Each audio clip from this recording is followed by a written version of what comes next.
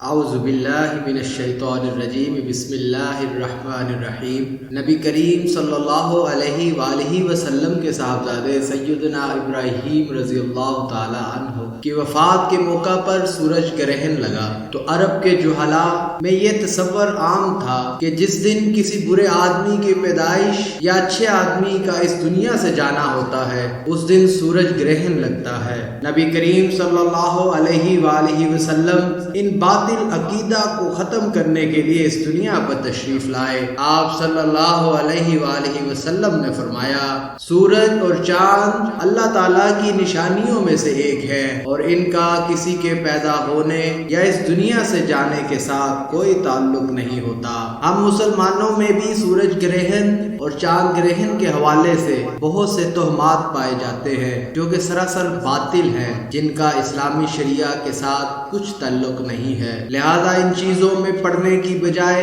ایسے موقعوں پر اللہ تعالیٰ کا ذکر و اذکار، اس کی تسبیح اور نفل نماز ادا کرنے کا حکم ہے۔ نبی کریم صلی اللہ علیہ وآلہ وسلم سورج گرہن کے موقع پر نماز کسوف ادا کرتے تھے، جو ایک نفل نماز ہے جو باجماعت یا اکیلے بھی ادا کی جا سکتی ہے۔ برصغیر پاک و ہند میں خاص طور پر اور عمومی طور پر دیگر مسلمانوں میں عجیب و غریب قسم کے وسوسے اور تہمات پائی جاتی ہیں، جیسے کہا جاتا ہے کہ حاملہ عورت کو باہر نہیں نکلنا چاہیے۔ کچھ لوگ اپنے گھروں کی کھڑکیوں کو بند کر دیتے ہیں تاکہ باہر سے روشنی اندر نہ آ سکے۔ کچھ لوگ کہتے ہیں کہ اگر سورج کو دیکھیں گے تو بینائی جاتی رہے گی۔ کچھ لوگ منحوس اور اس قسم کے طرح طرح کے تہمات پائے جاتے ہیں جو کہ سراسر باطل ہیں، جن کا اسلام کے ساتھ قطعاً کوئی تعلق نہیں ہے۔ لہذا ان سے بچنا چاہیے۔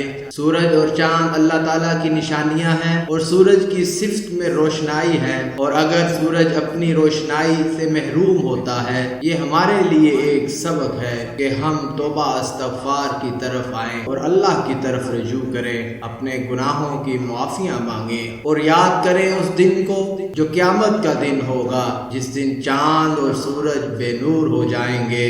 اگر ہم سورج کے چند گھنٹوں کے لیے بے نور ہونے پر اتنے پریشان اور متذبذب ہو جاتے ہیں تو ہمیں یاد کرنا ہوگا قبر کے ان اندھیروں کو جہاں پر سورج کی روشنی پہنچ نہیں پاتی۔ تو اس قبر کے لیے ہمیں تیاری کرنے کا یہ موقع ہے اور اللہ تعالیٰ کی طرف سے نشانی ہے کہ اپنے اعمال کو ستھرا کر لو، اپنے ظاہر و باطن کو پاک صاف کر لو، لوٹ آؤ میری طرف اور استغفار کر لو، بے شک میں معاف کرنے والا ہوں۔ لہذا ایسے موقعوں پر نفل نماز ادا کی جائے، اللہ تعالیٰ کی تسبیح بیان کی جائے۔ آپ کو مختلف تسبیحات لوگ بتائیں گے، جو تسبیح بھی آپ کو آتی ہے، چاہے وہ کلمہ طیبہ ہے، چاہے وہ استغفر اللہ ربی من کل ذنب واتوب الیہ، چاہے سبحان اللہ وبحمدہ سبحان اللہ العظیم، لا حول ولا قوۃ الا باللہ العلی العظیم، لا الہ الا